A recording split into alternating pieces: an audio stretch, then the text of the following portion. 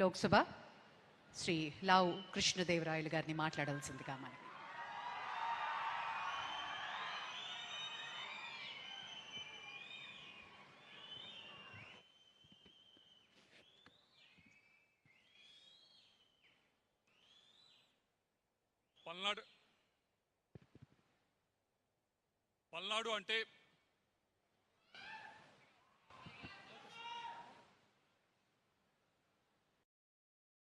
పల్నాడు అంటే కేవలం పౌరుషాల పురిటిగడ్డ మాత్రమే కాదు, అవకాశాలు ఇస్తే అందిపుచ్చుకోవడానికి ముందుంటారు అనే దానికి నిదర్శనం ఈరోజు పల్నాడు నలుమూలల నుంచి ఇక్కడికి విచ్చేసిన అశేష ప్రజలు. ఈరోజు ఈ కార్యక్రమం ఇంత విజయవంతంగా సాగుతుంది, ఈ రుణ వితరణ మహోత్సవం ఇంత అద్భుతంగా పల్నాడులో సాగుతుంది అంటే దానికి ముఖ్యమైన కారకులు మొదటి వ్యక్తి మన ప్రధానమంత్రి గారు నరేంద్ర మోడీ గారు. ఆయన ఆలోచన ప్రతి ఒక్క జిల్లాలో ప్రతి ఒక్క గ్రామంలో కూడా ఏదైతే కేంద్ర ప్రభుత్వ పథకాలు ఉన్నాయో వాటన్నిటినీ కూడా అర్హులైన ప్రతి ఒక్కరికి చేరవేయాలి అనేది ఆయన ఆలోచన. ఆ ఆలోచనకు అనుగుణంగానే ఈరోజు ఇటువంటి వెనకబడిన పల్నాడులో ఈ కార్యక్రమం ఇంత పెద్ద ఎత్తున జరుగుతూ ఉంది. రెండో వ్యక్తి ఈరోజు ఈ కార్యక్రమం ఇక్కడ జరగడానికి 2 సంవత్సరాల క్రితం కేంద్ర ఆర్థిక మంత్రి గారిని నేను కోరటం జరిగింది. మేడం, మీరు బీహార్లో చేశారు ఈ రుణ వితరణ కార్యక్రమం, మా నియోజకవర్గంలో కూడా చేయండి అని చెప్పి. ఆ రోజు మేడం నాకు మాట ఇచ్చారు, ఆంధ్రప్రదేశ్లో ఈ రుణ వితరణ కార్యక్రమం చేస్తే మొట్టమొదటిగా మీ నియోజకవర్గంలో చేస్తాను అని చెప్పి ఆ రోజు మేడం మాట ఇచ్చారు. ఆ మాటని నిలబెట్టుకుంటూ ఈరోజు దాదాపుగా 6 బ్యాంక్ ఎండీల్ని కూడా ఇక్కడికి తీసుకొచ్చి బ్యాంకులందరినీ కూడా మన ముందుకు తీసుకొచ్చి ఇక్కడ కూర్చోబెట్టారంటే దానికి మన ఆర్థిక మంత్రి గారు నిర్మలా సీతారామన్ గారికి మనందరి తరఫున కూడా ధన్యవాదాలు తెలియజేసుకున్నాం. మేడం, ముఖ్యమంత్రి గారు ఆయనకి కొత్తగా రుణాలు ఇవ్వటం గురించి ఎవరు కూడా చెప్పాల్సిన అవసరం లేదు. దాదాపు 30 సంవత్సరాల క్రితమే డ్వాక్రా రుణాలు దేశంలోకెల్లా మొట్టమొదటిసారిగా ఆంధ్రప్రదేశ్లో మొదలుపెట్టి కొన్ని లక్షల కోట్ల మంది జీవితాల్లో మార్పు తీసుకొచ్చిన వారు నారా చంద్రబాబు నాయుడు గారు, మన ముఖ్యమంత్రి గారు. ఎప్పుడూ కూడా కొత్త ఆలోచనతో వెళ్తే భుజం తట్టి ప్రోత్సహించి తప్పకుండా చేయండి అని చెప్పి ప్రోత్సహించేవారు మన ముఖ్యమంత్రి నారా చంద్రబాబు నాయుడు గారు. ఆయన ఆలోచన ఏ విధంగా ఉంటుంది అంటే, ఈ కార్యక్రమం గురించి ఆర్థిక మంత్రి గారు ముఖ్యమంత్రి గారికి ఒక 4 రోజుల క్రితం చెప్పినప్పుడు మామూలుగా అయితే అందరూ అనేది బాగా చేయండి, ఎక్కువ రుణాలు వితరణ చేయండి అని చెప్పి కోరుతారు. కానీ అక్కడితో ఆగలేదు ఆయన ఆలోచన ఎలా ఉంది అంటే, వెంటనే ఇంకో 6 చోట్ల ఆంధ్రప్రదేశ్లో మీరు చెయ్యాలి, ఇంకా మీరు ఎక్కువగా రుణాలు ప్రజలకు అందించాలి అనే విధంగా దిశానిర్దేశం చేయడం జరిగింది. ఎందుకంటే ఆయనకి ఆంధ్రప్రదేశ్ ప్రజల పైన ఉన్న నమ్మకం, వారికి అవకాశం ఇస్తే ఏ విధంగా పరిగెడతారు అనే దానికి నిదర్శనం ఇది. అలాగే వేదిక పైన ఉన్న ఎమ్మెల్సీలు, ఎంపీలు, ఎమ్మెల్యేలు వీరందరి సహకారంతోనే ఈ కార్యక్రమం ఇంత అద్భుతంగా జరుగుతూ ఉంది. అలాగే మరొకరు ముఖ్యమైన భూమిక పోషించిన వారు బ్యాంకర్స్. ఎప్పుడు కూడా బ్యాంకులు అంటే మనందరికీ కూడా అదేదో డబ్బున్న వారికి సంబంధించింది, సామాన్య ప్రజలకి సంబంధించింది కాదు. సామాన్య ప్రజలు అక్కడ రుణం పొందాలంటే చాలా కష్టమైన పని అనే ఆలోచనని మార్పు చేయాలి అనే ఉద్దేశంతోనే ఈ కార్యక్రమం ఈరోజు పల్నాడులో జరుగుతూ ఉంది. మీరు చూశారు, గడిచిన 8 నెలలు 9 నెలల నుంచి కూడా మీరు బ్యాంకర్ల చుట్టూ కాదు, బ్యాంకర్లే మీ చుట్టూ తిరుగుతూ మీరు గమనించారు. మీరు అప్లికేషన్ పెట్టండి, మీకు అర్హత ఉంటే మేమే వచ్చి లోన్ ఇస్తామని చెప్పే విధంగా ఒక ఆలోచనలో మార్పు తీసుకురావడం అనేది ఈ కార్యక్రమం ద్వారా ఈరోజు జిల్లాలో జరుగుతూ ఉంది. మీరు గమనిస్తే ఈ రోజు దాదాపుగా 3,216 కోట్ల రూపాయలు రుణ వితరణ కార్యక్రమం చేస్తూ ఉన్నాం. దాదాపు 1,03,246 మందికి ఈ రుణాలు ఇవ్వబోతా ఉన్నాం. దీంట్లో 70% మంది అంటే 70,000 మంది దాకా కొత్తగా రుణాలు తీసుకున్న వారే దీంట్లో అధికులు ఉన్నారని చెప్పడానికి ఎంతో ఆనందంగా ఉందని చెప్పి తెలియజేసుకుంటా ఉన్నాను. దీంట్లో రైతులు ఉన్నారు.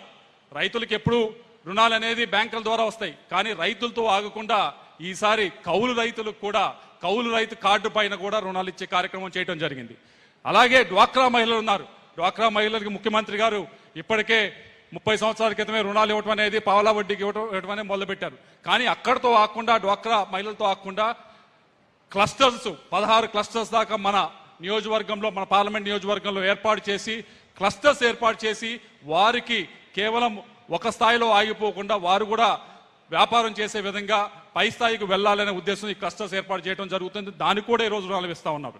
అలాగే ఏదో రుణాలంటే పెద్ద పెద్ద కంపెనీలకు ఇవ్వటమే కాదు, బయట చూశారు ఏదైతే సిమెంట్ కంపెనీలు ఉన్నాయి వీరందరూ ఉన్నారు, వారికి ఇవ్వటమే కాదు, ఈరోజు వీధిలో ఉండే ఎవరైతే వర్తకులు ఉన్నారో తోపుడు బండ్ల మీద వ్యాపారం చేస్తూ ఉన్నారో వారికి కూడా ఈరోజు రుణాలు ఇవ్వటం జరుగుతూ ఉంది.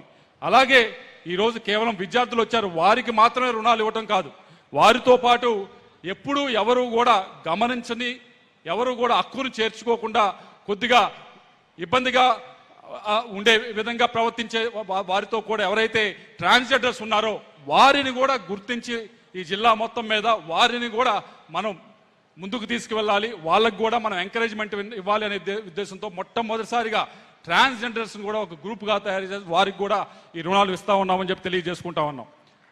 అలాగే సూర్య గారి కింద ఇంటి పైన ఏదైతే సోలార్ ప్యానల్స్ పెడతా ఉన్నారో వారికి కూడా ఈరోజు రుణాలు వితరణ చేస్తూ ఉన్నాం. వారితో పాటుగా సూర్య గారు సోలార్ ప్యానల్స్ అంటే టౌన్లో ఉంటారు లేకపోతే గ్రామాల్లో ఉంటారు, కానీ వారితో పాటుగా ఎవరైతే అడవుల్లో ఉంటారో ట్రైబల్స్ ఉన్నారో వారిని కూడా వెతికి వారికి కూడా ఇప్పటిదాకా మామూలుగా అయితే ROFR పట్టాలతో ఆపేశారు, కానీ ROFR పట్టాల పైన కూడా రుణాలు ఇచ్చే కార్యక్రమం ఈరోజు జరుగుతామని చెప్పి తెలియజేసుకోవడానికి ఎంతో ఆనందంగా ఉందని తెలియజేసుకుంటా ఉన్నాం.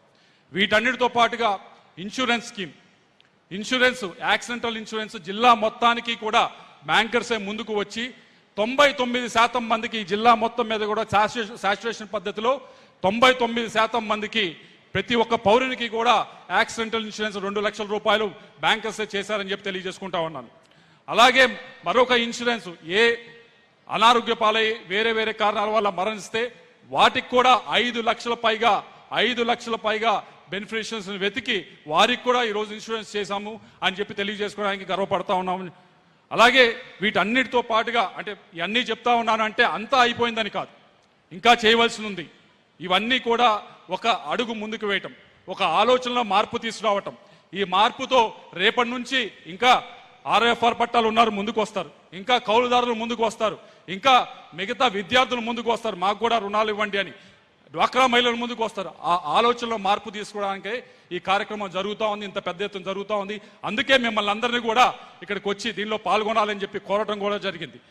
అయితే వీటన్నిటితో పాటుగా చివరిగా ఒక మూడు మన డ్వాక్రా మహిళలు అయితే కానీ రైతులైతే కానీ 3 విషయాలు చెప్పమని కోరటం జరిగింది. మొదటిది ప్యాక్స్ ఏదైతే ఉందో వాటిలో డిపాజిట్స్ అనేది మొబిలైజ్ చేస్తూ ఉన్నారు, దానిపైన గ్యారంటీ అనేది లేకపోవటం వల్ల కొద్దిగా ఆ రుణాలని దానికి గ్యారంటీ లేకపోవటం వల్ల డిపాజిట్ చేసే వారికి రైతులు ఎక్కువ మందికి డిపాజిట్ చేస్తా ఉన్నారు, వాళ్ళకి కాన్ఫిడెన్స్ లేకుండా ఉంది మేడం. కాబట్టి దానికి డిపాజిటర్స్ గ్యారంటీ ఫండ్ కింద మీ వైపు నుంచి కొద్దిగా తోడ్పాటు అందిస్తే రాష్ట్ర ప్రభుత్వం కూడా ముందుకు వచ్చి ఈ రైతులకి ఒక గ్యారంటీ అనేది మనం ఇచ్చే అవకాశం ఉందని చెప్పి తెలియజేసుకుంటా ఉన్నాం. అలాగే డ్వాక్రా మహిళలు చాలా మంది వచ్చారు, వారందరూ కోరింది ఏమిటంటే మేము డ్వాక్రా మహిళలుగా మేము కొన్ని డిపాజిట్స్ బ్యాంకుల్లో ఉన్నాయి, వాటిపైన మాకు ఇంట్రెస్ట్ పే చేస్తే బాగుంటుంది అని చెప్పి చాలా మంది కోరుతా ఉన్నారు. దాన్ని కూడా ఒకసారి పరిశీలించాలని చెప్పి కోరుతా ఉన్నాం. చివరిగా ముఖ్యమంత్రి గారిని కోరేది, ఇప్పుడు 16 క్లస్టర్స్ మహిళలతో పెట్టాం సార్, అయితే మేము కోరేది సోలార్ ఎనర్జీకి సంబంధించి డ్వాక్రా మహిళలతో పెట్టించేదానికి ప్రయత్నిస్తూ ఉన్నాము. మీ వైపు నుంచి కొద్దిగా సహకారం అందించండి. ప్రతి మండలానికి 28 మండలాలకి 25 మెగావాట్లు పెట్టేదానికి మీ వైపు నుంచి అలాగే కేంద్ర మంత్రి గారి వైపు నుంచి కొద్దిగా సహకారం అందిస్తే డ్వాక్రా మహిళలతోనే ఒక మెగావాట్ ఒక్కో మండలంలో పెట్టించి రాష్ట్ర ప్రభుత్వానికి ఇచ్చే విధంగా ప్రయత్నిస్తామని చెప్పి, అలాగే వారికి ఒక ఆర్థికంగా నిలదొక్కునేదానికి ఉపయోగపడే కార్యక్రమం చేస్తామని చెప్పి తెలియజేసుకుంటూ వీటికి మీ సహాయ సహకారాలు అందించాలని కోరుకుంటూ మరొకసారి మేడం మీరు ఎంతో సమయం కేటాయించి ఇక్కడికి వచ్చారు. మాట నిలబెట్టుకొని ఈరోజు వచ్చి 3,216 కోట్ల రూపాయలు ఇక్కడ పల్నాడులో ఇస్తా ఉన్నారు. దానికి పల్నాడు ప్రజలు అందరి వైపు నుంచి కూడా మీకు ప్రత్యేకంగా ధన్యవాదాలు తెలియజేసుకున్నాం. Thank you madam.